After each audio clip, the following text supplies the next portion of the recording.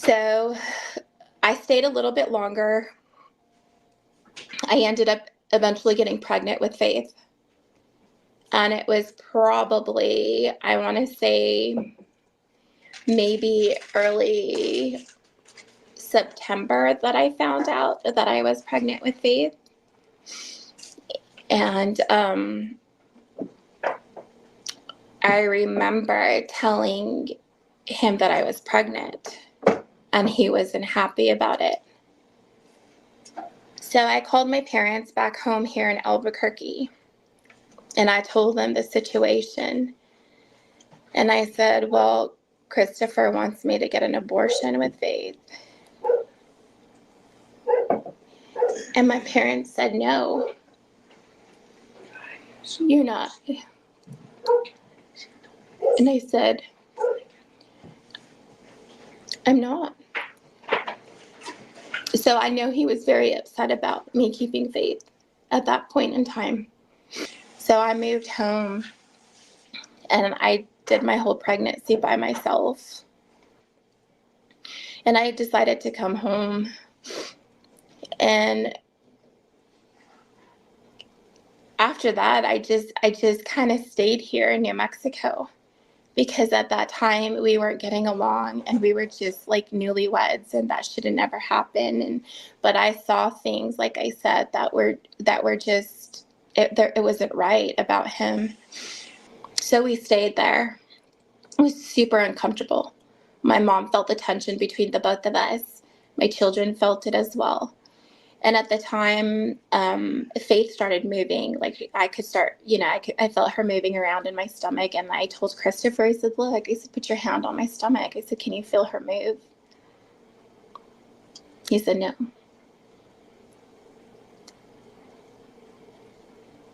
When you're pregnant, you always think that your spouse is going to be super supportive and be super excited that you're pregnant and bringing a life into this world for him, right? But I didn't get that. I didn't get that support that I needed. So we had a conversation my mom brought up between Christopher, myself, and her. And she had said, do you not want Faith? Like, do you not want this baby? And Christopher stated to my mom he wasn't happy. And he said, what if one of them dies? What if Faith dies or Nina dies on the table, or when she's having this baby? Like, my mom said, don't talk like that. Like, why are you talking like that? They're still here. After a couple days, we came home to Albuquerque, and still I tried working it out where we were at, but it just wasn't working. I wanted out. I had Faith on my own. Christopher called the hospital. I told him on June 1st that I got admitted into the hospital. And Faith arrived at June 2nd, like about 3 or 4 in the morning. And he kept calling the hospital and saying that my wife is in labor, she's there. But Christopher was just so rude and hateful, and he wasn't even there. So then he arrived a couple days later after I had Faith. And he was, the doctors and the nurses there were on high alert due to the fact that they heard Christopher over the phone on how he was being disrespectful to the nurses that were on call that night, as I was waiting to have her. And I asked that they not give him any more information. So he arrived. I had Faith. He arrived a couple days later, like I said. And you could just tell the look on his face, like he wasn't happy at all. Like, didn't say, hey, you did a good job. Didn't say, I'm so happy that you brought my daughter into this world, like nothing. And I remember my sister was holding Faith, and she had to ask Chris, do you want to hold her?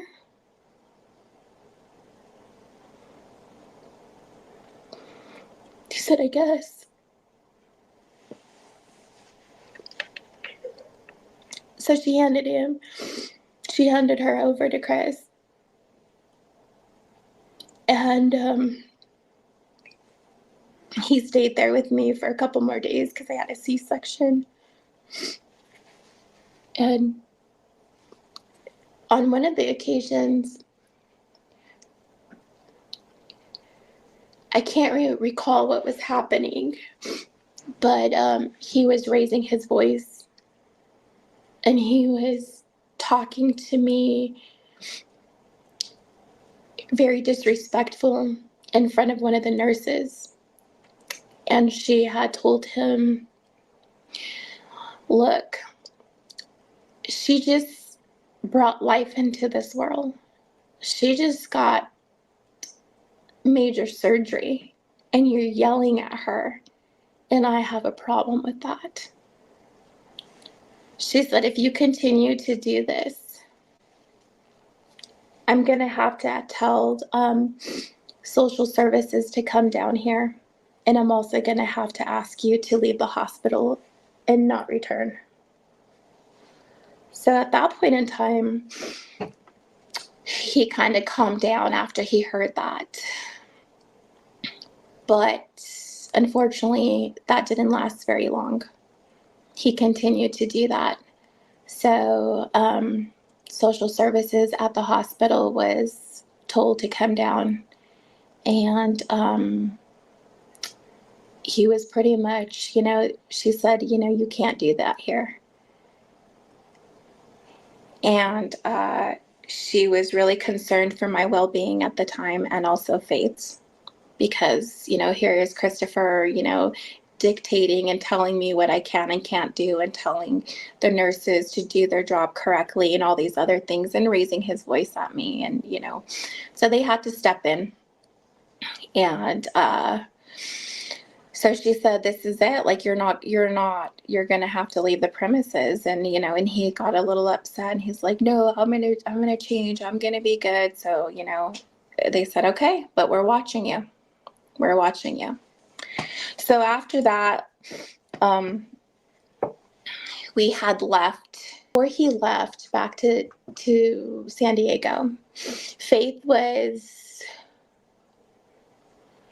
ended up going back into the NICU. She ended up getting jaundice, and she went back to the NICU. So she was in the NICU, I want to say, for a week to a week and a half. And that was when Kathy, Chris's mother, came out, flew down with her brother, Duran Guy, or they call him Big D. They came down, and she was in the NICU. And that was when I felt like a plan was made, because like I said, our marriages it was on the rocks.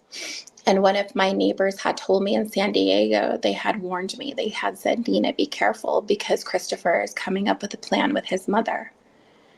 And they're planning on taking the baby away from you. And I was like, what? Like,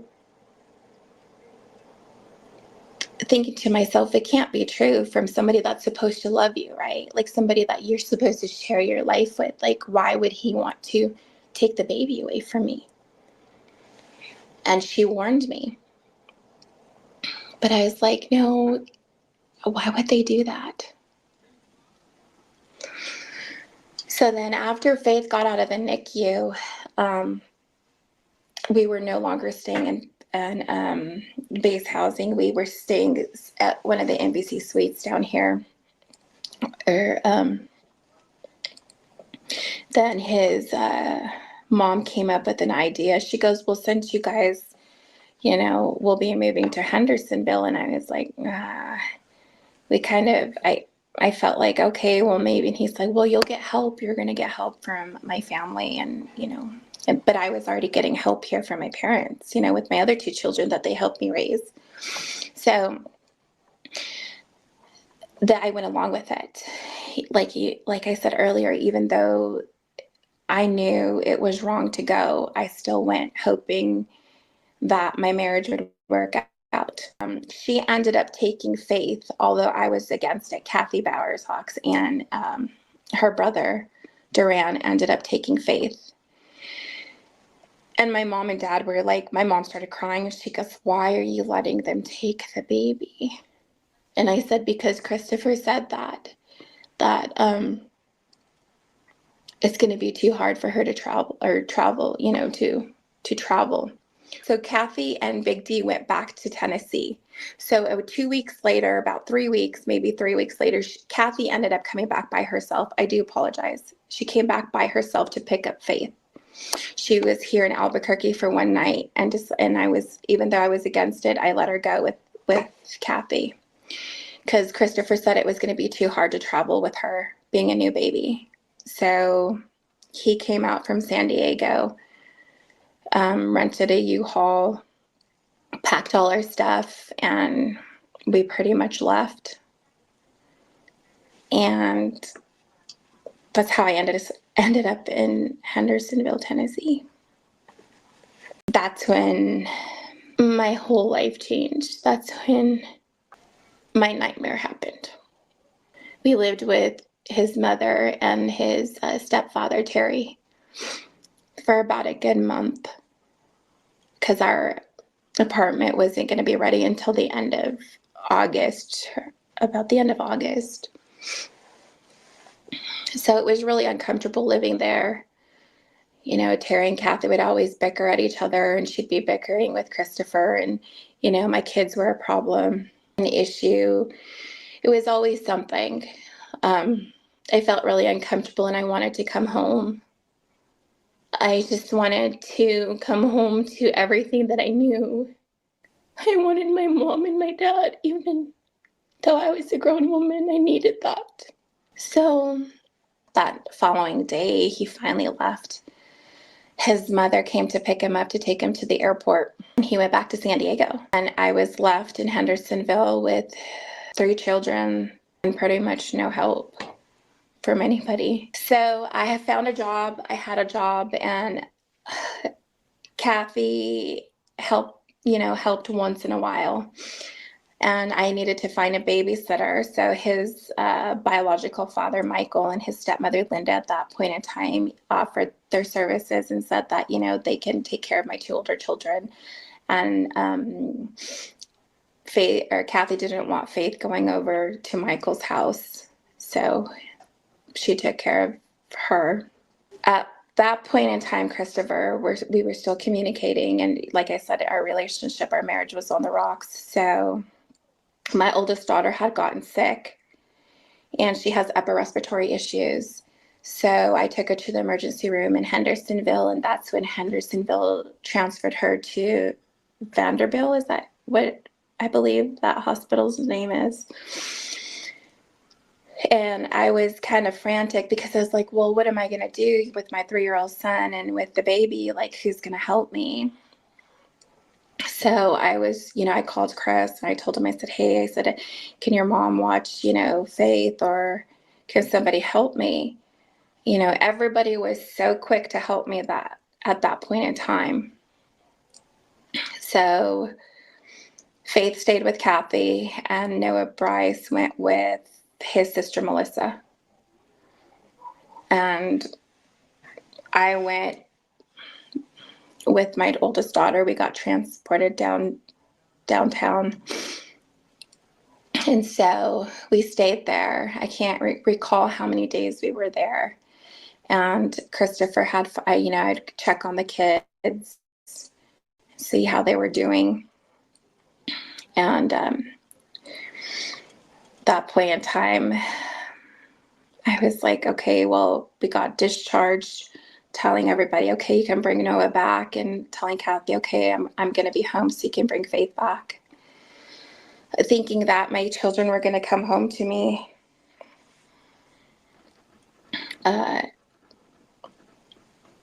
I get back to the apartment complex, and I pulled into the parking lot, and I see Melissa just pulled in right next to me. It seems like they were already there waiting for me to get there. And then she said, I can't stay.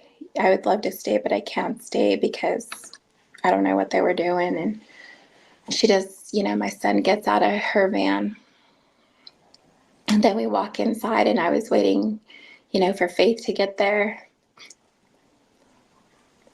And we weren't there but less than maybe 5 minutes.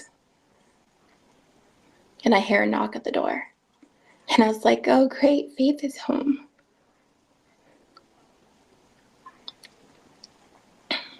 And it was Kathy's friend, Patty, that's an attorney. And she said, called me by my real name, Gomez? And I was like, yeah. And she said, you've been served. She said, you have a protection order against you. You can't see Faith. And Chris is filing for divorce.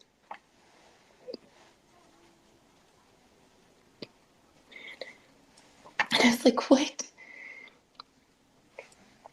So then I go back, and thinking like my heart just drops. Like, what? Like, is this a dream? Like,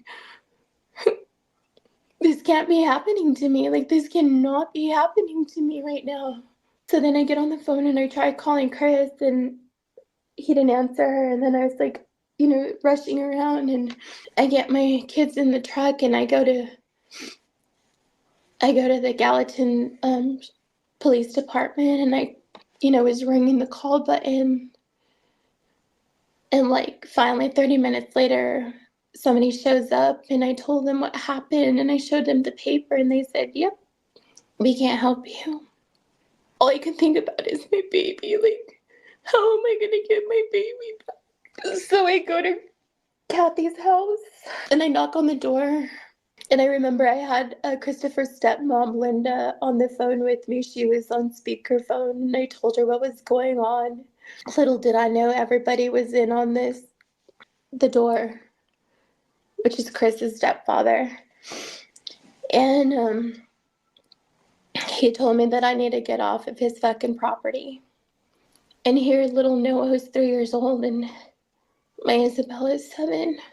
And they're standing behind me. And I said, please tell me what's going on. I said, where's Faith? I said, please give me my baby back.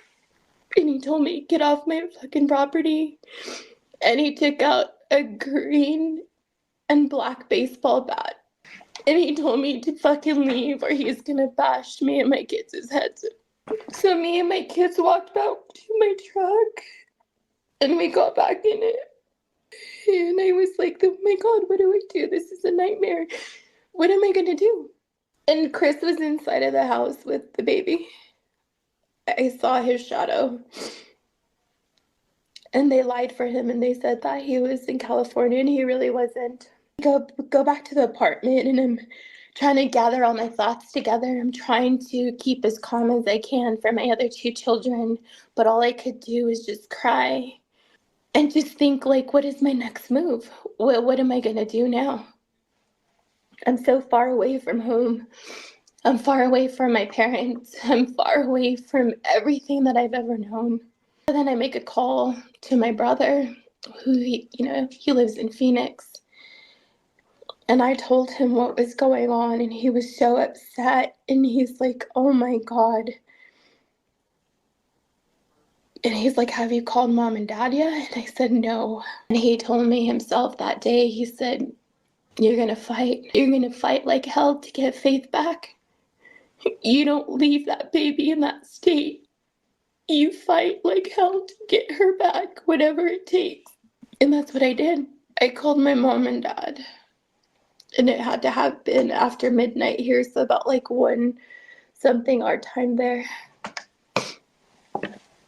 My dad answered the phone, and I couldn't talk. All I could do is cry. I couldn't get the words out, and finally he said, "Calm down. Please calm down and tell me what happened." And I told him, I said, "Daddy, they took my baby." And all he could get out is, "Oh no, they hurt my baby." And he started crying. And he woke my mom up. And he said, "You hang in there, we're on our way." So every single day I worked. I worked at a local Great Flips out there. And I went in from the time it opened to the time it closed. That following morning, after all this had happened, I went to my bank account and to my savings. I've been saving money through this whole entire time, but I've been using it since we were out there so I can help support my kids and myself.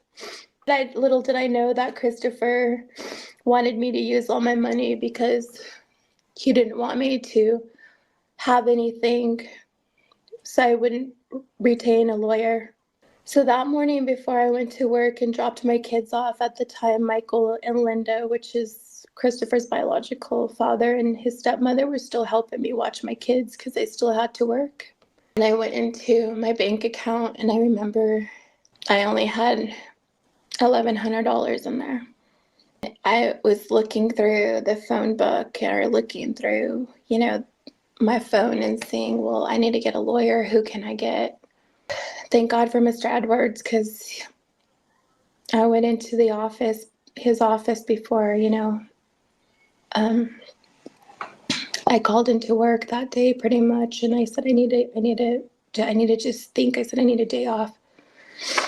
So I went into his office, and I ended up doing a consultation with him. I remember him,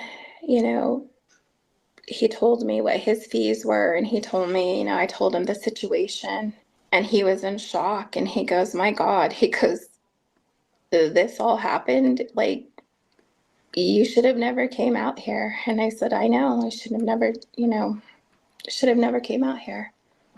So at the time, I explained the situation to Mr. Edwards, and I was crying. And I said, "Mr. Edwards," I said, "I just want my baby back." And then I remember I still had my wedding ring on at that point in time.